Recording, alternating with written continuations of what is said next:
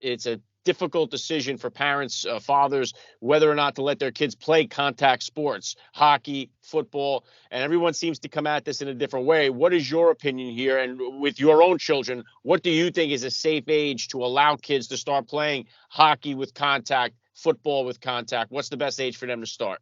What's doing, everybody? I'm Alec Leach. Thank you for watching First Class Fatherhood. Today's guest on the podcast is Daniel Carcillo. Daniel Carcillo is a two-time Stanley Cup champion. He played 10 years in the NHL, winning 2 Stanley Cups with the Chicago Blackhawks. He's now a big advocate for traumatic brain injury, trying to come up with some innovative treatments through his company, Wesana Health. They are making tremendous progress. We're going to talk all about that today, so get down there, smack the subscribe button, and tap the like. Let's jump into it right now with Daniel Carcillo on First Class Fatherhood. Joining me now, First Class Father, Daniel Carcillo. Welcome to First Class Fatherhood. Thanks for having me, Alec. All right, let's start like this. How many kids do you have? How old are they? All right. I've got 3 children. Austin Wolf is 7 years old. Layla is 5, and Scarlett is 3. Very cool. You all done? You're going for the 4th edition? I'm done. Yeah. I think it's, obviously three's a lot. I think we originally planned for 4, but yeah, I think we're toast right now. I understand. All right, if you could, Daniel, please just take a minute to hit my listeners with a little bit about your background and what you do. Of course, yeah. So I was originally a professional athlete for 12 years. Played 12 years of hockey, 9 in the NHL. Won 2 world championships with the Chicago Blackhawks. Retired because of traumatic brain injury and the related symptoms associated with concussions. And for the last 8 years, I've been a really big mental health advocate, concussion advocate. Have tried different types of treatments on myself, and advocated for all types of different treatments, and then found something that worked for me, and then founded a life sciences company called Wesana Health. And we're going through the FDA with a compound that has helped cure my brain over the last 3 years. Yeah, we're going to jump more into that in just a second here. And so if you could just take me back to the beginning of your fatherhood journey then, about how old were you when you first became a dad, and how did that experience change your perspective on life? Yeah, so I've always wanted to be a dad. And so it was 2014. It was my last season in the NHL, or at least I thought it was my last season. Some of these symptoms are really starting to affect me on and off the ice. My son was born November 2014, and then some things happened that year. So my best friend passed away in February. He was found to have this neurodegenerative disease on his brain. So like when my boy was born, I already had 1 foot out the door. I didn't really want to be an absent father, and so in the sense that we're traveling almost 200 days of the year. So that kind of pushed me to thinking about getting out. Then Steve passed away. Then I had my 7th concussion in March. So everything just, I think, accelerated when we had Austin, just because you want to be as present as you can for children, and you want to be the healthiest version of yourself. And so yeah, I definitely accelerated my thinking into taking care of myself. Yeah, very well said. And let's jump right into this here then with the concussion. I've had a ton of NFL players on the podcast, other athletes.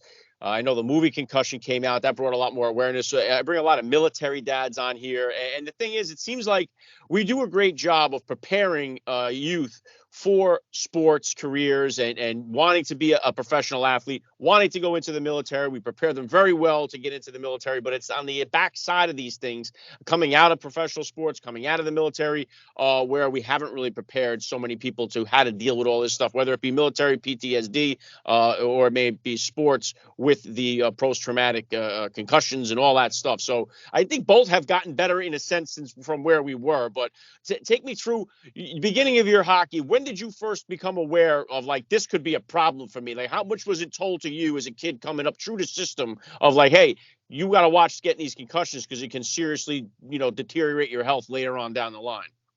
Yeah, I mean, there was nothing talked about, not in hockey. When I first started to hear about it was in 2013, when the NFL and the players were settling that $1 billion lawsuit. And even then, like, I didn't really want to look at it, because as a pro athlete, I mean, the more you think, the worse it is, right? You react a lot, and I just and the doctors weren't telling us, and I figured I was playing in a $1 billion league. I'm getting the best medical care possible, which couldn't have been further from the truth. So, you start doing your own research, and then you start correlating the hits to, the symptoms, and then certain things happen in your life which could accelerate you making a decision for yourself to step away. But when people ask me all the time, like, no medical help professional helped me make that decision, because in hockey, it's still the NHL is specifically the last league to admit a link between repetitive hits to the head and neurodegenerative disease. And then I just came across, as you mentioned, a lot of military vets, a lot of former NFL players, a lot of female cheerleaders, swimmers, equestrian riders. You wouldn't believe how many communities are affected and that's just sport related. And sport related is probably the smallest subsection of concussion of people that get affected. So then you start getting into communities like the older age community from falls and car accidents, and you just start to realize that there's just a multitude of symptoms that comes along with getting a brain injury. So, and then how do you fix that? And there's so little known, because I can't take you and put you in a clinical trial, hit you in the head, and then give you a medicine or an exercise to try to make you better, and then measure that, right? So, going through the medical system with medically accepted treatments was really interesting, because it's all cash. There's no insurance remunerated services, and it's one of the main reasons why the TBI stroke rehabilitation medical system is worth $150 billion, is because it's lifetime treatment to manage symptoms. So when I finally found something that worked, it was pretty life-changing for me, and I know it's been life-changing for a ton of veterans, especially with psychedelic medicine. Yeah, let's jump into that if we could there, Daniel. Like, I've had Jim McMahon, Super Bowl champion quarterback, on the podcast. He obviously suffers through this. He was talking about the CBD that has helped him through the process. And it seems like you say, you don't know what's going to work for certain people. So one thing may work for someone, may not work for the other. What are the things that you tried before finding the psychedelic, the mushrooms? I know I've seen you with Mike Tyson talking about this on the hot boxing. What else did you try? And then how did you get first introduced to this mushroom treatment, and what's been your experience with it? Yeah, so first I went through diagnostics. So there are clinics that you can go to, some of the best clinics in the world, that basically measure how your brain's communicating. So concussion isn't on the whole brain, it's on one part of the 6 different areas in the brain.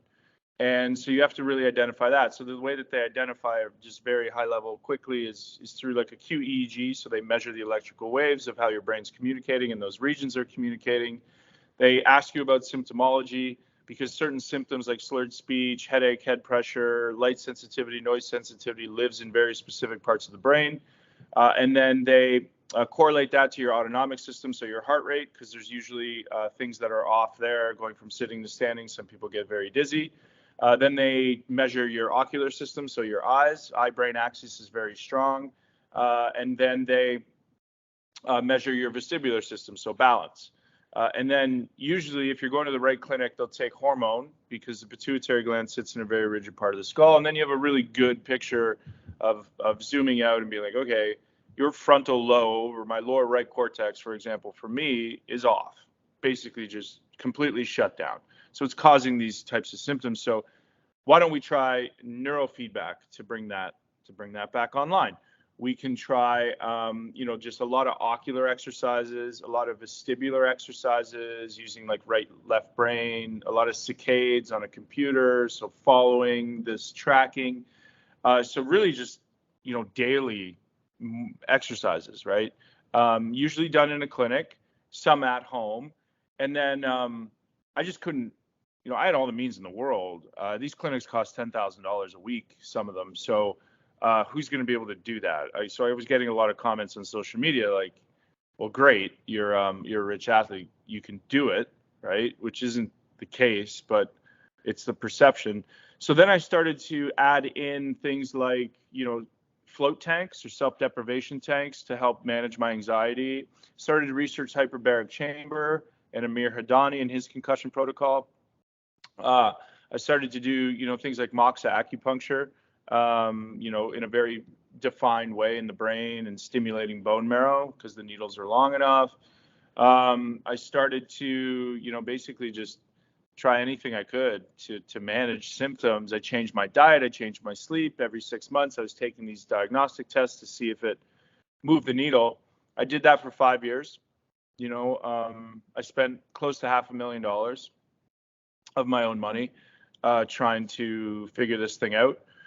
And I got to a point where I think a lot of concussion survivors get to, which is hopeless and suicidal.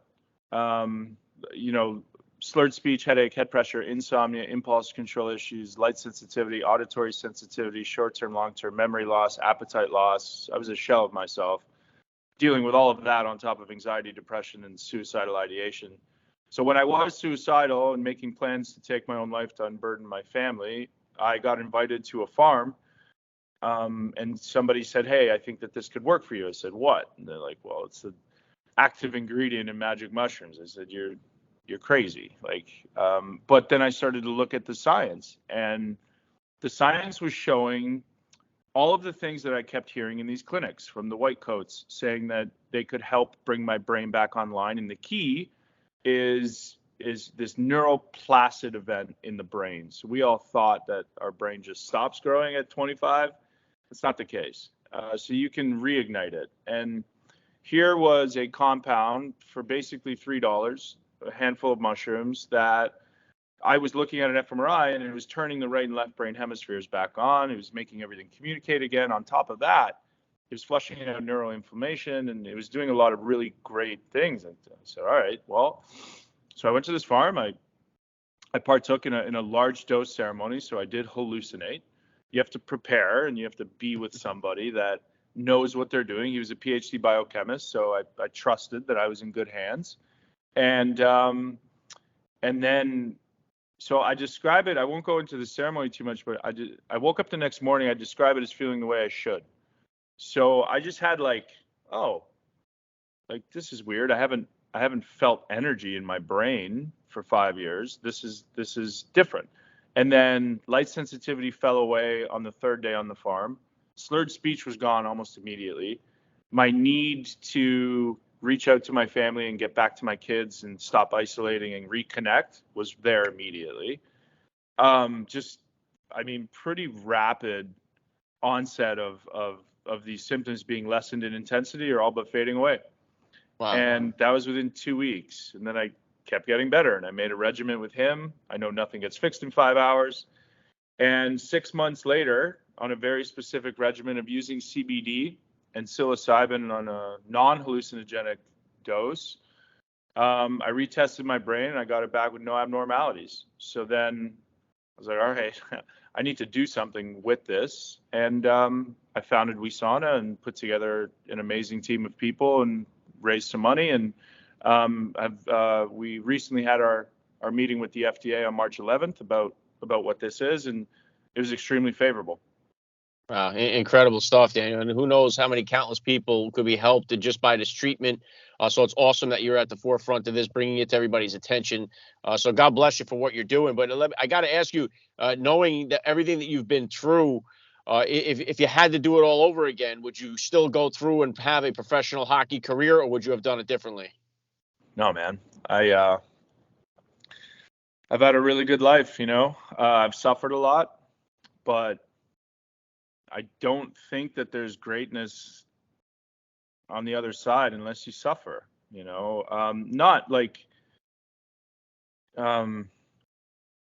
a very fine line, right? I'm in a position now where I can talk to people like you and tell my story specifically because of what I've been through. I would have never gone to the lengths that I went to if I wasn't injured, and if I wasn't lied to. Right. And there's a really big part of me that for a really long time stayed within anger and frustration and sadness and wanted to, get back at these people that lied to me. And then I made this transition about 3 years ago that was just, well, you're not going to change anything being angry and pointing a finger. So just go and try to create something. But that was based off of the heels of my recovery. And I really do believe I'm here for a specific reason. And this is probably it. Yeah, great stuff, Daniel. I got to ask you then too, because I get different answers from all the professional athletes that I ask this to. With all this stuff, it's a difficult decision for parents, fathers, whether or not to let their kids play contact sports, hockey, football, and everyone seems to come at this in a different way. What is your opinion here? And with your own children, what do you think is a safe age to allow kids to start playing hockey with contact, football with contact? What's the best age for them to start? Yeah, it's an interesting question because, there's something called a mild traumatic brain injury, right? And it's like, so there's nothing mild about a brain injury.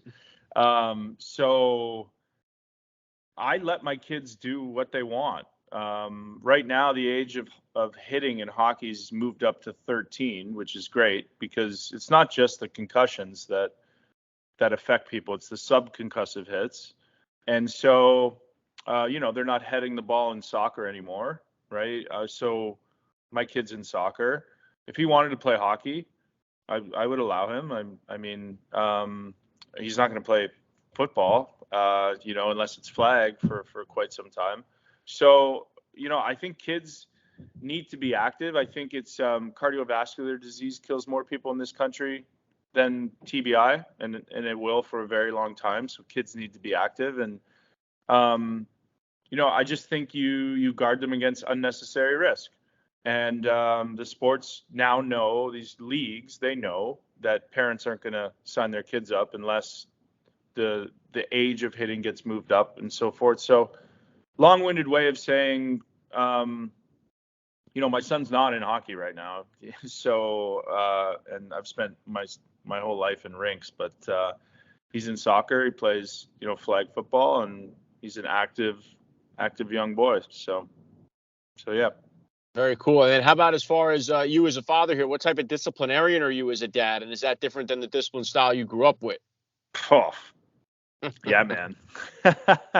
I grew up in an Italian household, old school, right? But I mean, I learned so much in the way of like just attention to detail and respect. And, when you use your words wisely. I don't know if I could say the same for my kids right now. But we got hit a lot, right? So I don't practice that in my household. But as far as like discipline goes, I think it's more psychology driven, where if you do something and I've asked you not to do it, then I'm going to take away something that I know that you like, and hopefully that'll teach you. So and then I try to just have more conversations, right, with my kids. But don't get me wrong, like there's times where I yell and I snap, and I haven't laid hands on I can't wrap my head around like hitting my kids or trying to hurt them, right? Like, and I feel like, but I also like that's there. It's in me because it was done to me. But I'm kind of stopping the cycle of abuse. And don't get me wrong, like my parents, man, and I'm sure your parents, they were just doing the best that they could with the knowledge that they had. And I was so sensitive, and I'm such an empath type of person that I don't think they realized. And thank God I had hockey, because it was like the best anger management tool. So as far as the disciplinarian goes, it's I tried to just teach my kids respect and have conversations with them and try to talk them through why they can't do certain things. Yeah. Yeah, very well said. And so where can everybody go here, Daniel, to find out more about what you're doing? If they want to get more details, find out any more information, where's the best place for them to go? So Daniel Carcillo 13 on Instagram, WesanaHealth.com. For information on our company, what we're doing with the FDA, and across LinkedIn and all other socials. All right. Yeah, I'm going to drop the links to all that in the description of this podcast episode so my listeners can tap it and find out more about it. It's important stuff. Last thing I want to hit you with here, Daniel, I love to ask all the dads that I get on the podcast, what type of advice do you have for that new dad or for that about to be father who's out there listening?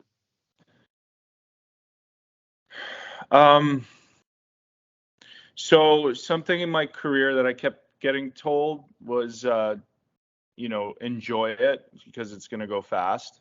And I was always like, okay, sure.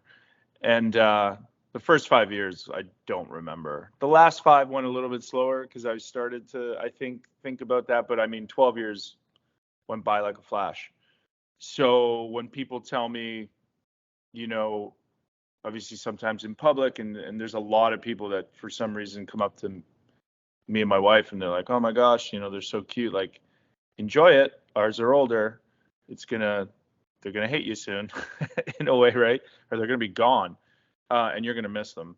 So like, I don't get frustrated when my kids like want to, come into the bed at night and sleep and these sorts of things. And so one thing that I try to do right now is just really stay present as I can in every moment with them. I'm not perfect, but I'm trying to enjoy them as they're growing up as young children, figuring it out. Yeah, very well said. I love the message. Big respect for what you're doing. Daniel Carcillo, you're a first class father all the way. And thank you so much for giving me a few minutes of your time here on First Class Fatherhood. Thanks, buddy.